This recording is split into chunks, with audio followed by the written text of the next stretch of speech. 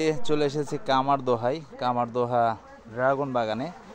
এই কামারদোহাতেই আঙুরের যে বাগানের ভিডিও দেখিয়েছিলাম আপনাদের তাতইরের, এই কামারদোহাতেই কিন্তু সর্বপ্রথম তারা এখানে আঙুর এবং আনারের বাগান করেছেন এখানেই, এবং ওই আনার গাছে ধরেছেন এবং এটি অনেক বড় একটি বাগান। এটি পুরোটাই আমি আপনাদেরকে দেখাবো, সাথে থাকুন এবং দেখুন ভিডিওটি। এবং প্রত্যেকটি গাছেই কিন্তু আনার এই ড্রাগন ধরে রয়েছে, বেশ ভালো পরিমাণে ড্রাগন ধরেছে। নওগাঁ জেলা কিংবা রাজশাহী বিভাগের মধ্যে ড্রাগন বাগান সবচাইতে বেশি কিন্তু আবুল কালাম আজাদ ইঞ্জিনিয়ার তার রয়েছে। তার বাসা হচ্ছে দিঘিরহাটে, সাঁপাহার উপজেলায় হলেও তিনি কিন্তু এই বাগানের পরিধি অনেক জায়গাতে ছড়িয়েছেন, অনেক জায়গায়।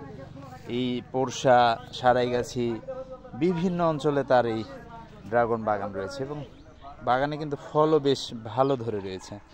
তো সাথে থাকুন এবং পুরো ভিডিওটি দেখুন, পুরোটা আমি দেখাবো আজকে ড্রাগন বাগান সহ সবকিছু।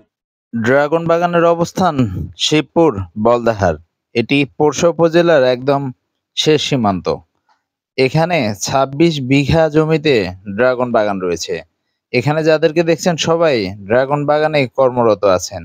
অনেকে মাসিক কাজ করেন, আবার অনেকেই যখন কাজের চাপ বেশি হয় তখন এসে কাজ করেন। পাশে পুকুর রয়েছে, আর এই পাশে আদিবাসীদের বাড়ি ব্যাপক রয়েছে। প্রচুর ফল এসেছে এবছর, চলছে লাইটিং এর কাজ। শীতে ফল নেওয়ার জন্য পুরো ২৬ বিঘা বাগানেই প্রায় ৪,০০০ এলইডি লাইট স্থাপন করছেন এবং এর জন্য প্রায় ৫ জন কিন্তু কর্মরত রয়েছেন।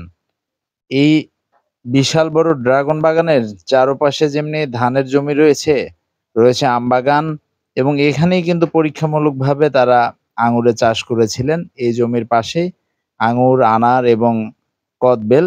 আঙুরে তারা সফলতা পেয়েছেন, যার জন্য বড় পরিসরে বাগান করছেন। এটি ড্রাগন বাগানের দেখুন একটি সারি, এতটুকু কোথাও কিন্তু বাঁক নেই, এত স্ট্রেট করে তারা গাছগুলো লাগিয়েছেন। এবং পুরো বাগানটি কিন্তু অনেক বড়, যেহেতু অনেক জায়গায় একটু সরু রয়েছে এবং বিভিন্ন মানুষের জমি তারা লিজ নিয়েছেন। আর দূর দূরান্তে কিন্তু আমের বাগান দেখা মিলছে নতুন। এদিকে যে আমের বাগানগুলো দেখলাম বেশিরভাগই কিন্তু কম বয়সী আমের বাগান। আর এই পাশ থেকে দেখুন ড্রাগন বাগানের এই প্রান্তেও কিন্তু তাদের একটি ঘর রয়েছে, তারা এখানে রাত্রে থাকেন। এবং এই পাশটি বেশ বড় কিন্তু ড্রাগন বাগানটি দুটি ভাগ হয়ে একটু মিডল পয়েন্টে এসে কিন্তু একটু সরু হয়েছে। এবং প্রত্যেকটি গাছ দেখুন লাইনগুলো একদম স্ট্রেট, এবং ব্যাপক পরিমাণে পাখি কিন্তু ড্রাগন গুলো খাচ্ছে। এবং এই বাগানে যেহেতু নেট ব্যবস্থা নেই, নেট করবে, তাদের লাইটিং করা হয়ে গেলে এর বাগানে কিন্তু তারা নেট করবে।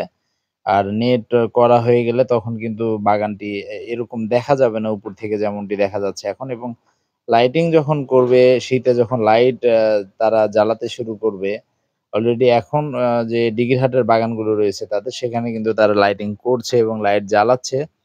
তাতে করে ওই এলাকায় ব্যাপক অনেক সৌন্দর্য দেখায়, প্রচুর মানুষের সমাগম হয়। এখানেও হবে, যেহেতু এই পাশে এত বড় পরিসরে ড্রাগন বাগান নেই এবং বৃষ্টি হয়েছিল, বৃষ্টির কারণে জায়গায় জায়গায় কিন্তু বাগানে পানি জমতে শুরু করেছে। এই পাশে যেই গাছগুলো দেখছেন এটি হচ্ছে কদবেলের, এটি তারা উঠে এখানে তারা অন্য গাছ লাগাবেন। যিনি বললেন, যারা বাগান পরিচর্যা করছেন তিনি বললেন যে এটি থাকবে না, এই জমিতেও তারা অন্য গাছ রোপণ করবেন।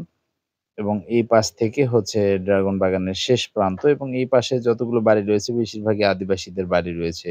আবারও বলছি, আর এই যে এগুলো কিন্তু অনেকগুলো ড্রাগনে কিন্তু তারা পলি করে রেখেছেন, যেগুলো নীল কালার দেখা মিলছে। তবে এই পাশটিতে ফল অনেকটা কম থাকলেও এই বাগানের এই অংশটিতে যে এলইডি লাইট করা হচ্ছে শুরুর দিকে, এখানে কিন্তু প্রত্যেকটি গাছে ব্যাপক পরিমাণ ফল ধরে আছে, ফুল হচ্ছে, ফল ভাঙছেন, তারা বিক্রি করছেন ১৮০ টাকা কেজি এখন বিক্রি হচ্ছে ড্রাগন।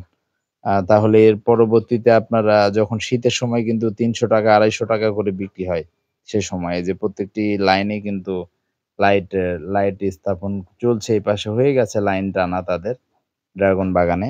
এ হচ্ছে অবস্থা এখানকার। পুরো বাগানের ভিডিওটি দেখবেন অবশ্যই।